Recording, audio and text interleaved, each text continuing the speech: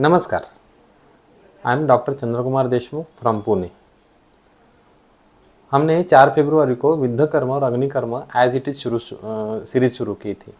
वैद्य राबो Gogte sir का जन्मदिन था, तो उस समय में हमने ऐसा डिसाइड किया था कि जो विद्ध कर्म और अग्निकर्म हमने सर से सीखा है, सब लोगों को वैसे के वैसे सिखाएंगे। लेकिन वो सिखाते समय कुछ कठिनाइयाँ आती थी। लोग यहाँ आके सीख नहीं पाते थे, लोगों को एक्यूरेसी पता नहीं चलती थी। विद्ध कर्म अग्निकर्म तो अभी सर जाने के बाद उसका प्रोपोगंडा तो बहुत हो चुका है, सब लोगों को पता है, इंस्टेंट पेन मैनेजमेंट है। लेकिन करते समय अभी भी कुछ लोग वहाँ पे एक्यूरेसी से कर नहीं पाते। जैसे यहाँ पे जब विद्यार्थी सीखने को आता है तो वो देखता है कि अरे यहाँ पे ब्रेन रिलेटेड डिसऑर्डर है, आइज़ की डिसऑर्डर है, हियरिंग लॉस जैसे व्याधियाँ हैं जो आयुर्वेद में पहले कभी ठीक होती ही नहीं थी।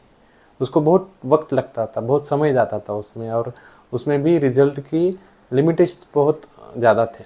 तो ऐसे समय में मॉडर्न का साइंस भी इसमें ज़्यादा रिजल्ट नहीं दे पाता था।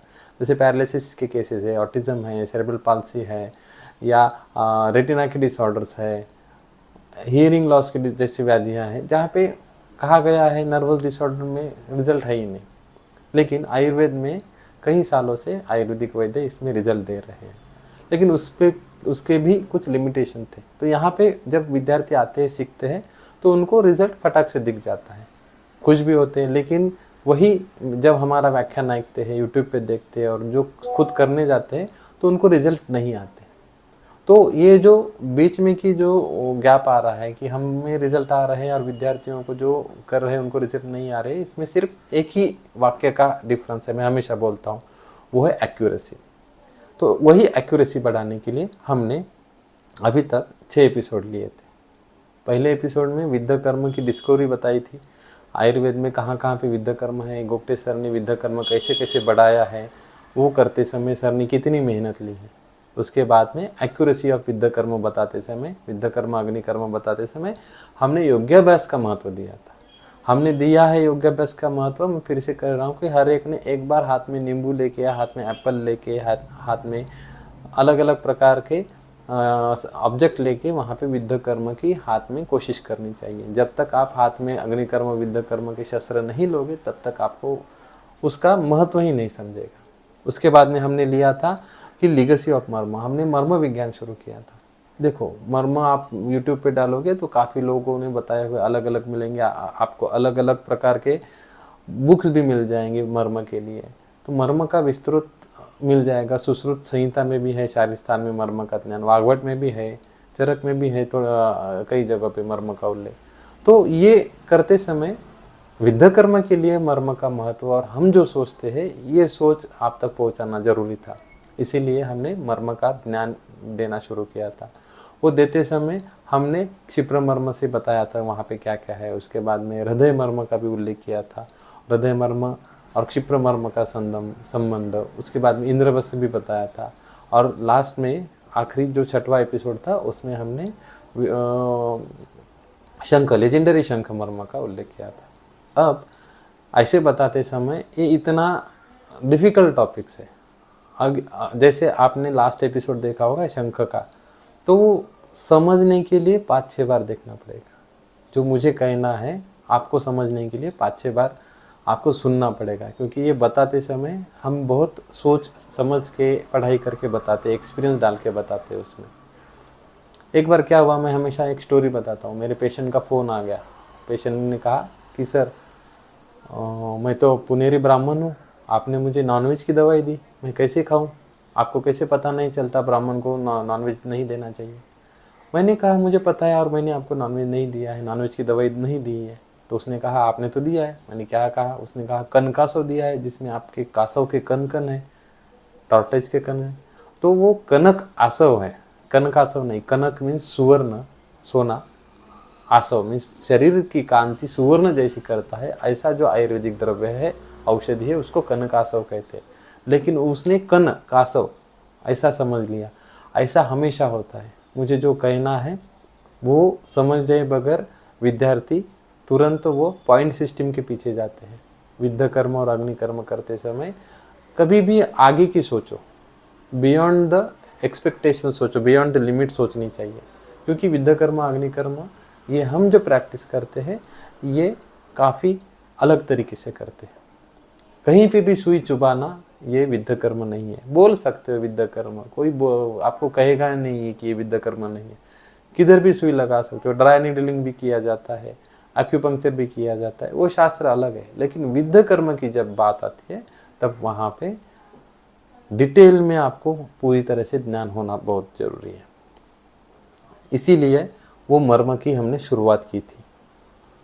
आयुर्वेद में जो डिसीजेस हैं वो डिसीजेस बताते समय कुछ साध्य है, कुछ असाध्य है, कुछ कष्ट साध्य है।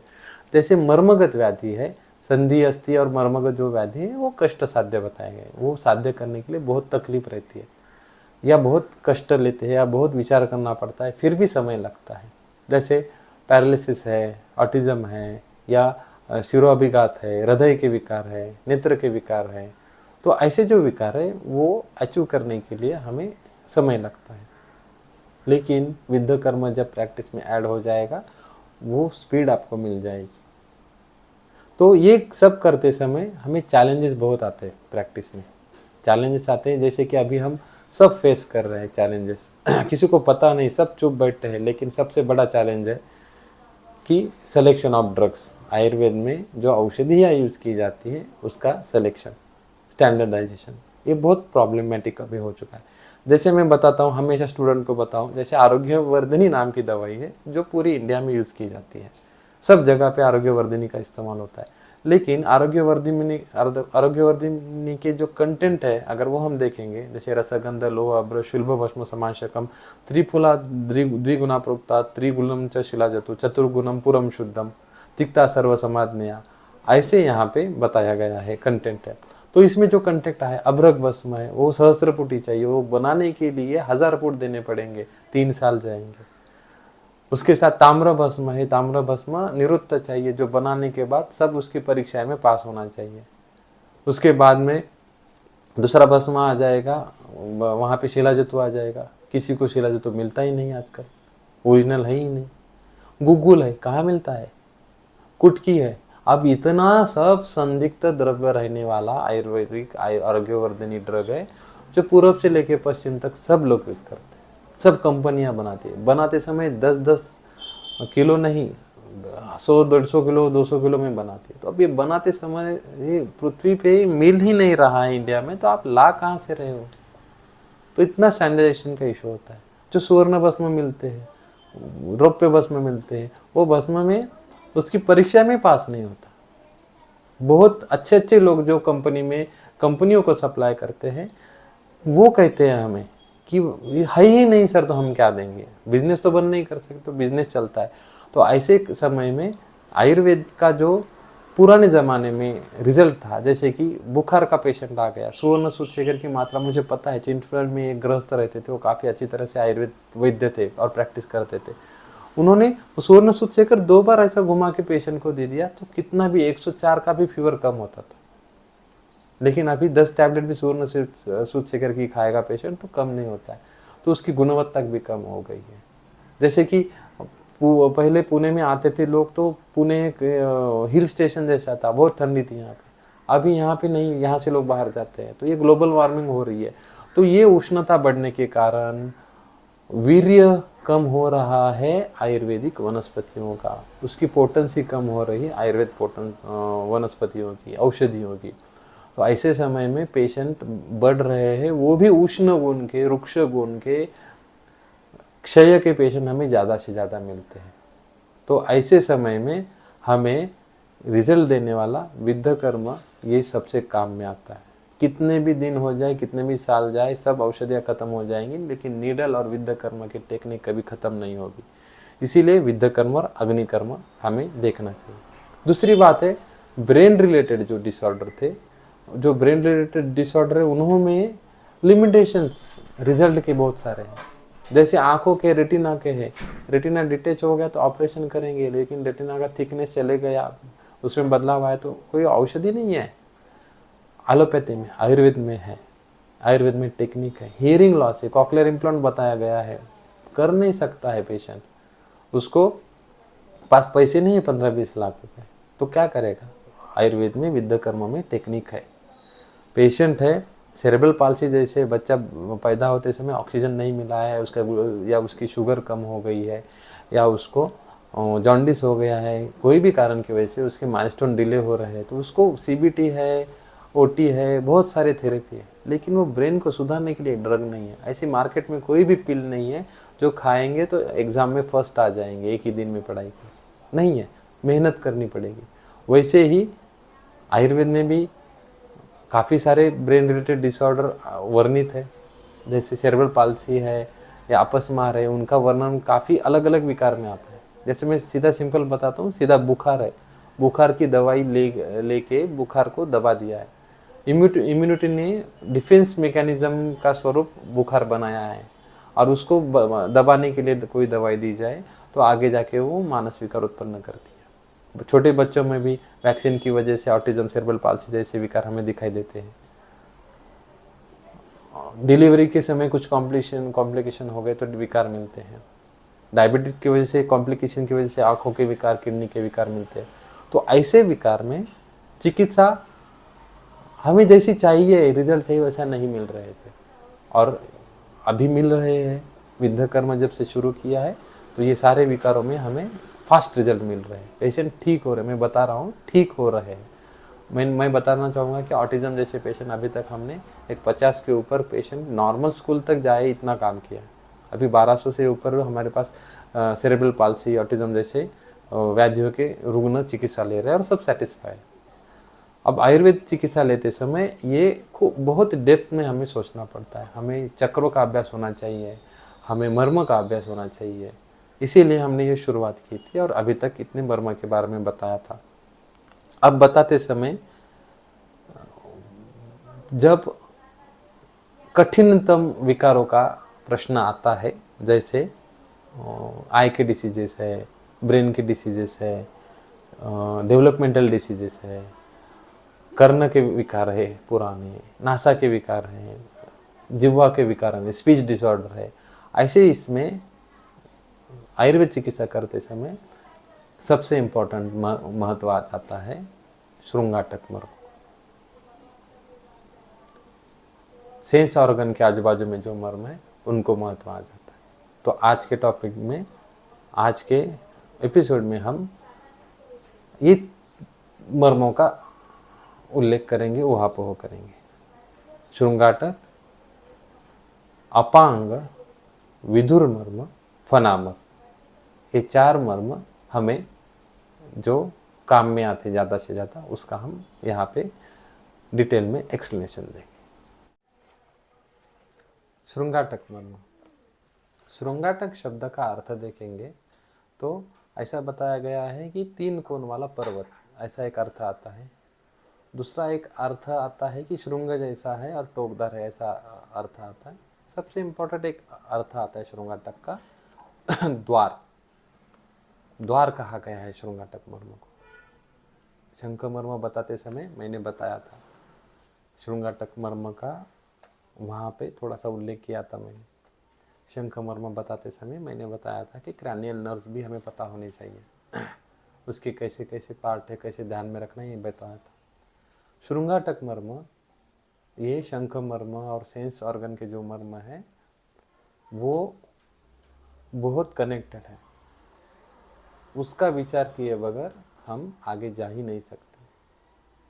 श्रृंगाटकानि चत्वारि, 4 श्रृंगाटक मर्म है। ये श्रृंगाटक मर्म कहाँ स्थित है? घ्राण मीन्स कर्ण, श्रोत्र, घ्राण मीन्स नासा, श्रोत्र मीन्स कर्ण, अक्षि मीन्स नेत्र, जिह्वा मीन्स टंग। जो हमारे 4 सेंस ऑर्गन है, नासा, कर्ण, नेत्र और जिह्वा, इनको तर्पण करने वाली शिराएं हैं।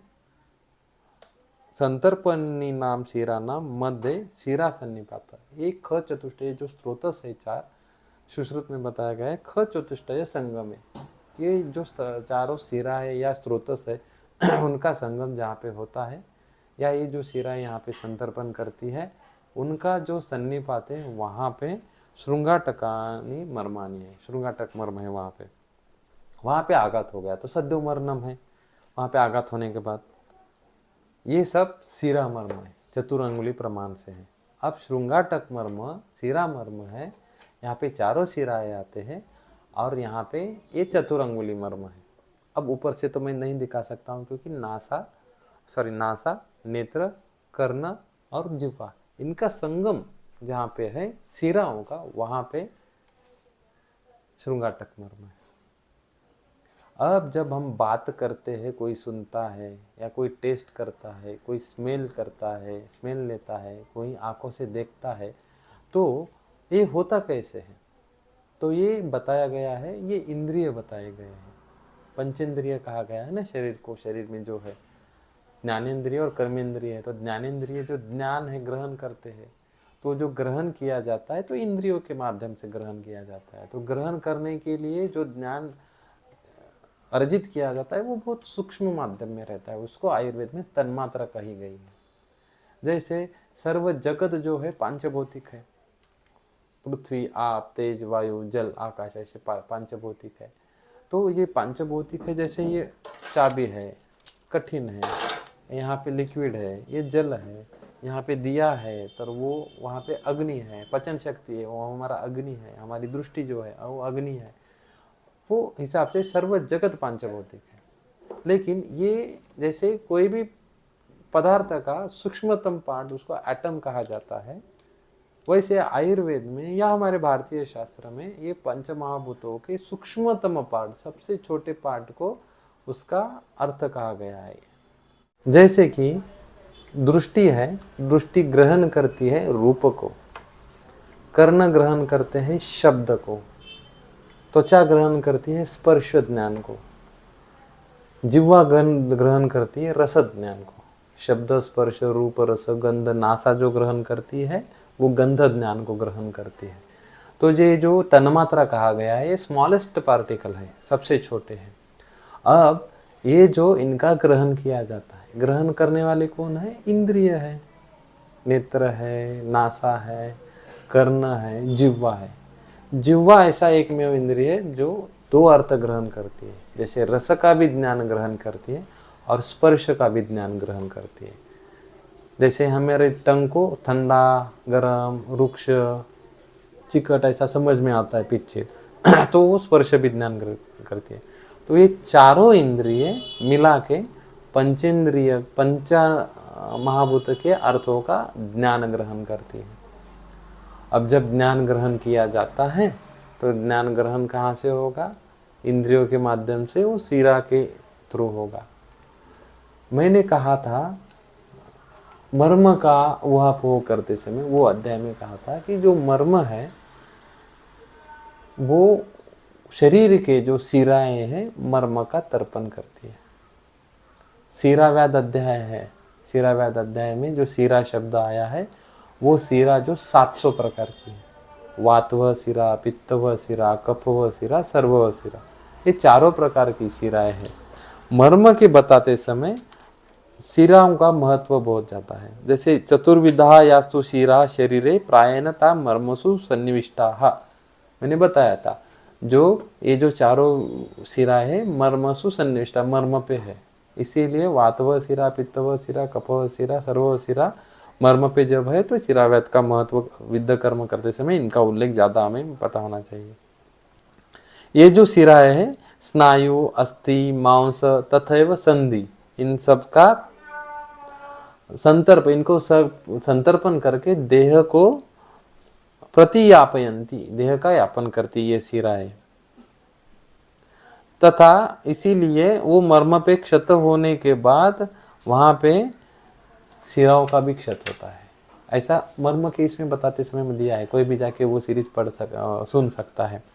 तो यही सिराएं जो है, ये सिराएं का सन्निपात रहने वाला श्रृंगाटक मर्म जो है वहाँ पे अर्थ का ग्रहण करके वहाँ तक वो वहन हो जाता है। वहाँ जो ख चतुष्ट है, जो स्त्रोत से चार, वहाँ पे वो वहन करते हैं इंद्रिय जब हमारा ज्ञान ग्रहण करते हैं। जब ज्ञान ग्रहण करने के बाद वहाँ तक वो वहन हो चुका है तो श्रृंगाटक को द्वार बताया गया है। अब द्वार क्यों बताया गया है? वो शिर का द्वार है। हमारे शंख से मन तक जाने का द्वार है। हमारे पूरे सेंस को, मीन्स हमारे जो ज्ञान आ रहा है वो ज्ञान का ग्रहण करके मन तक लेके जाने वाला द्वार है, श्रृंगाटक द्वार है। वहाँ पे त्रिकोण आकार का, श्रृंगाटक में त्रिकोण आकार का वहाँ पे एक द्वार है जो प्रैक्टिकली दिखाई नहीं देगा। जैसे भूख लगी है दिखाई नहीं देती, वैसे प्रैक्टिकली दिखाई नहीं देगा, उसका वर्णन आया है। तो ये जो द्वार है वहाँ से उसका वहन किया जाता है शंख तक। इसीलिए पिछला एपिसोड सुनना बहुत इंपॉर्टेंट है, उसके बाद में ही यही समझ में आ जाएगा ये क्या मैं कह रहा हूँ।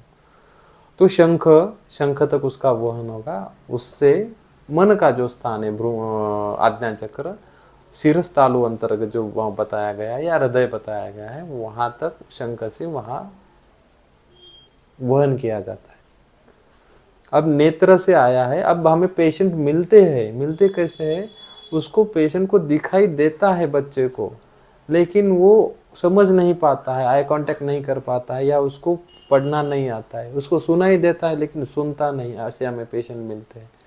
तो यही द्वार तक तो सेंसेस जा रहे हैं, लेकिन ये द्वार से मन तक पहुंचते हैं क्या, ये हमें देखना पड़ता है ऐसे पेशेंट। तो उसके हिसाब से हमें वहाँ विद्ध कर्म कहाँ करना है वो समझ में आ जाएगा। वो मैं बाद में व्याधियों में बताने ही वाला हूँ। कुछ पेशेंट हमें मिलते हैं कि उसको आंखें नहीं होती हैं, फिर भी वो समझने लगता है, एनालाइज कर नहीं पाता है। तो शंख के ये श्रृंगाटक के द्वार के आगे वाली जो लक्षण है या सेंसेस है, उसको उसका वहन है ही नहीं या पीछे का है ही नहीं, ये हमें सोचना पड़ता है। उसके हिसाब से ये आयुर्वेदीय विचार करके विद्ध कर्म करना है। ये जो चार है चत्वारी श्रृंगाटकानी कहा गया है। तो ये श्रृंगाटक मर्म का ये द्वार बहुत इंपॉर्टेंट है, उसके बगैर हमें समझेगा नहीं। एलोपैथी या हम मॉडर्न साइंस कहेंगे तो मॉडर्न साइंस की अगर आप बात पढ़ोगे तो वहाँ पे गेट कीपर कहा गया है, ब्रेन के एक पार्ट को पॉन्स मेडुला में गेट कीपर कहा गया है। जैसे कि सेंसेस ब्रेन में से आ रहे हैं, जैसे मैं हमेशा एग्जांपल देता हूँ, अगर आप अभी सुन रहे हो, सब सुनते समय आपने चप्पल पहनी है कि नहीं, मुझे आपको ध्यान में नहीं था क्योंकि आप ध्यान से सुन रहे थे। आपने कौन से कलर का शर्ट पहना ये ध्यान में नहीं था क्योंकि आप सुन रहे थे, आपका ध्यान मेरी तरफ था। आप कल क्या खाए थे ये आपके ध्यान में नहीं था, जब मैंने पॉइंट आउट किया है तब आपको ध्यान में आ रहा है। आपको क्या खाने में पसंद है, अभी आप सोच रहे हो, पॉइंट आउट किया है। अभी 4 सेकंड पहले ही मैंने पूछा होता है कि आपने चप्पल पहनी है कि नहीं, अभी फिर से वो चप्पल का ध्यान चले गया था, अभी फिर से आ गया चप्पल का पहनी है कि नहीं। तो ये जो हमारे शरीर को वांटेड है, हमारे शरीर को जिनकी ज़रूरत है ऐसे ज्ञानों का, और जिनकी ज़रूरत नहीं है ऐसे ज्ञानों का डिफ्रेंशिएशन करने वाला जो ब्रेन का पार्ट है पॉन्स और मेडुला, इनका जो कॉम्बिनेशन है, तो वही क्या करते हैं, ये इसको गेट कीपर कहा गया है। और वो क्या करते हैं कि ये सेंसेस का हम क्या कहेंगे सिलेक्शन करते हैं। अब जब किसी व्यक्ति को बुखार आती है, क्योंकि यही जो है टेम्परेचर रेगुलेशन करने वाले सेंटर है, किसी व्यक्ति को बहुत ज़्यादा बुखार आ जाती है 106 डिग्री तक, तो वो प्रलाप करने लगता है, असंबद्ध वाक्य बोलने लगता है। तो इसका मतलब क्या है कि वो जो उसका गेट कीपर है वो काम नहीं कर रहा है। तो कुछ MMR जैसी वैक्सीन रहती है, वो ही वैक्सीन ये छोटे छोटे बच्चों में यहीं पे आघात हो जाता है उनका, जिनको विष कहते हैं आयुर्वेद में, दूषी विष है या बाह्य विष है। तो उसका सेवन करने की वजह से कुछ बच्चों में 100 में से 10 में या 15 बच्चों में वही जगह पे उनको आघात होता है, और उसकी वजह से छोटे जो बच्चे हैं वो उनका जो शरीर है सेंसेशन जो है डिफ्रेंशिएट नहीं कर पाता है, जो ये अच्छा है वो बुरा है, वो अच्छा है, सोशल में क्या नहीं करना चाहिए, कहाँ क्या करना चाहिए, और ज्ञान का सिलेक्शन ही नहीं कर पाता है, उसको ही ऑटिज्म कहा जाता है। क्योंकि ये सब ज्ञान का ही जरूरत है। बच्चा बैठता है, उसको पढ़ाई करने का ज्ञान नहीं, 4 लोगों में बैठा है तो चिल्ला रहा है, उसका वो ज्ञान नहीं, वो चिल्लाना है कि नहीं वो ज्ञान नहीं है। तो ये ज्ञान जो है, ये जो द्वार खराब हो चुका है, द्वार खराब हो चुका है, गेट कीपर खराब हो चुका है, तो उसको ठीक करने के लिए हमें विद्याकर्मा काम में आता है। तो श्रृंगाटक का विचार हमेशा हमें करना चाहिए। तो वहाँ पे जो रचनाएं रहती है वो बहुत अलग अलग प्रकार के रहती है। कैवर्नस साइनस कहा गया है, इंटर कैवर्नस साइनस कहा गया है, और भी कुछ है, बहुत सारा एलोपैथी में बताया गया है। लेकिन मुझे बताते समय ये कहना है कि ये द्वार का वहन जो द्वार है, जब तक ये द्वार अच्छा नहीं होगा तब तक सेंस, पुराना जो पिछला एपिसोड में मैं बताया था वहाँ तक वो स्रोत से लेके नहीं जा पाएंगे इंद्रियार्थ को। इंद्रियों ने तो अर्थ ग्रहण कर लिया है, मन को समझने तक वो वहाँ पे ग्रहण नहीं कर पाएंगे, तो वो मानसिक विकार हो जाते हैं वहाँ। जैसे भटकता है, डिप्रेशन रहता है, बहुत सारे डिप्रेशन में पेशेंट चले जाते हैं, समझ नहीं आता। लॉकडाउन में मैंने देखा था कि अकाउंट में 15 लाख रुपए है, लेकिन मेरा जॉब का क्या होगा बोल के लोगों ने परिवार के साथ सुसाइड किया है पुणे में। आपको पता है बहुत सारे सुपरस्टार या एक्टर लोगों ने भी सुसाइड किया है डिप्रेशन की वजह से। उनको क्या पता नहीं था, उनको क्या सेंस नहीं था, लेकिन उनके शरीर में ऐसी अवस्था आ गई, दोषों की ऐसी अवस्था आ गई, दोष वहाँ पे इतने आवृत्त हो चुके थे, तो ये द्वार बंद हो गया।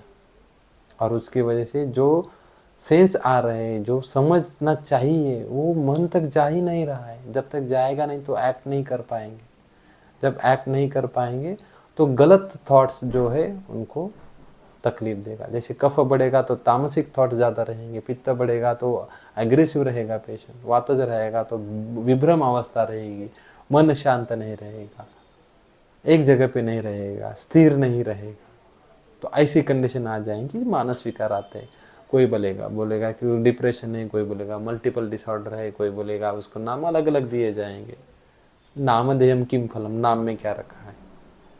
लेकिन ये द्वार की वो व्याधि हो चुकी है। अब ऐसे व्याधियाँ ठीक करते समय हर एक व्याधि में विद्याकर्म अग्निकर्म कैसे करना है मैं आगे बताने वाला हूँ। लेकिन जब तक ये द्वार नहीं पता होगा तब तक हमें पता नहीं होगा आगे। अब ये द्वार को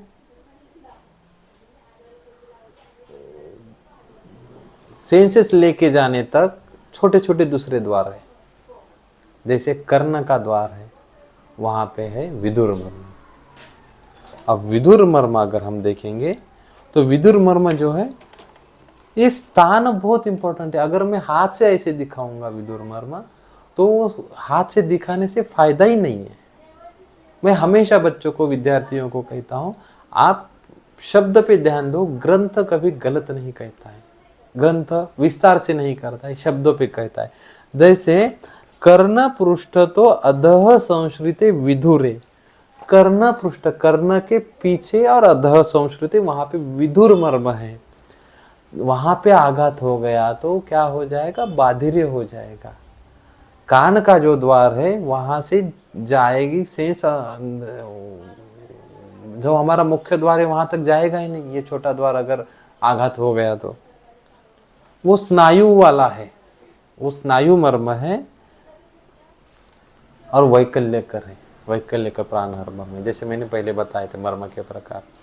अब ऐसा बताते समय बाधिर्य आ रहा है तो वहां पे देखोगे तो वहां टिम्पेनिक मेम्ब्रेन है, ऑडिटरी नर्व है, वहाँ पे ऑरिकुलर आर्टरी और वेन है, वहाँ पे अलग अलग प्रकार के स्नायु हैं, अलग अलग प्रकार के स्नायु।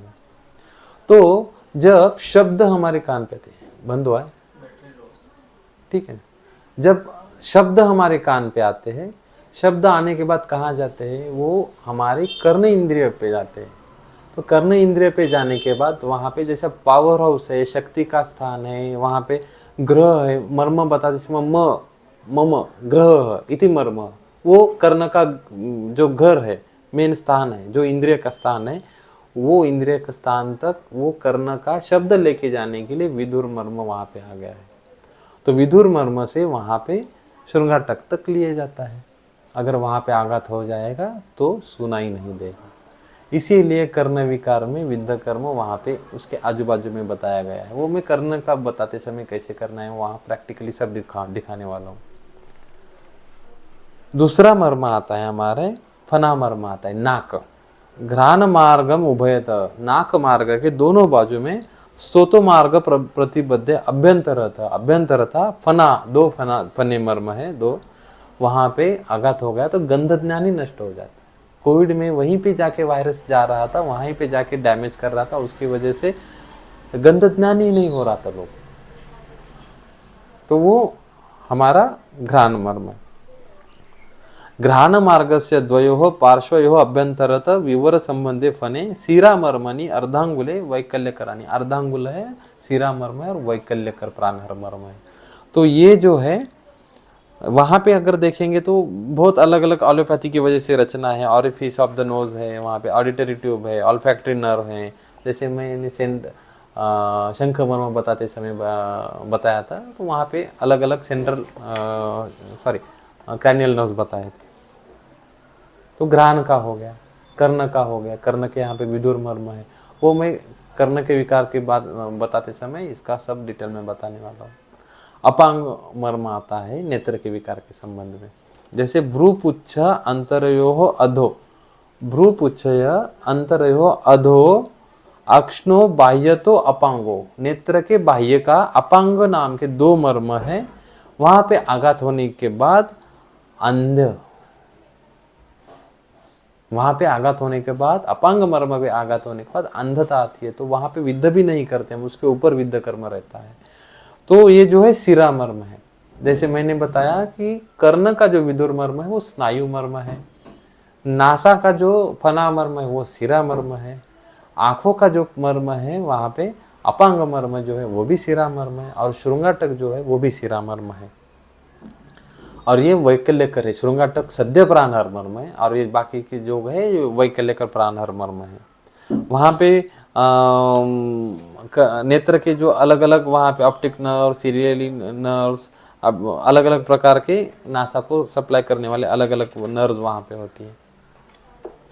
तो ये जो नासा का फना मर्म है, अपांग मर्म है, कर्ण का विधुर मर्म है, ये जो मर्म है, और जिह्वा का भी वहाँ पे हमें कंठ से भी आता है, सिराही मर्म है वहाँ पे। तो ये सब चारों पोषण करते द्वार तक लेके जाते हैं सेंस ऑर्गन को। तो ये सब मर्मों को हाथ नहीं लगाना है। अगर हम हाथ लगाते हैं तो वहाँ पे अलग अलग व्याधियाँ आती हैं, और जब व्याधियाँ आती है तो ग्रंथ में दिया हुआ वो जगह को हम विद्ध कर्म करते हैं। नेत्र का विद्ध कर्म करते समय पटलों के हिसाब से अलग अलग जगह पे विद्ध कर्म किया जाता है। कर्ण का करते समय नेत्र, नासा ये एक लिंक्ड है।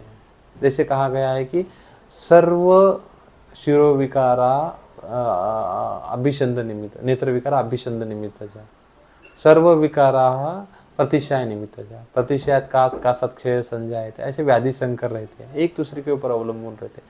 जैसे बार बार नाक का साइनस का प्रॉब्लम हो जाने की वजह से कान का कान बंद होना शुरू हो जाता है, सुनाई नहीं देता है। किसी का दांत निकाल दिए तो उसको कान को तकलीफ होती है, नाक को तकलीफ होती है, आँखों के लिए तकलीफ होती है।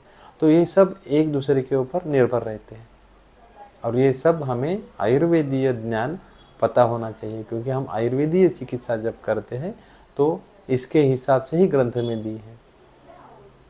आँखों का हम देखेंगे, हर एक सेंस ऑर्गन का हम आगे जाके देखेंगे कि कहाँ कहाँ के कैसे कैसे हम विद्ध कर्म करते हैं। तब तक के लिए धन्यवाद।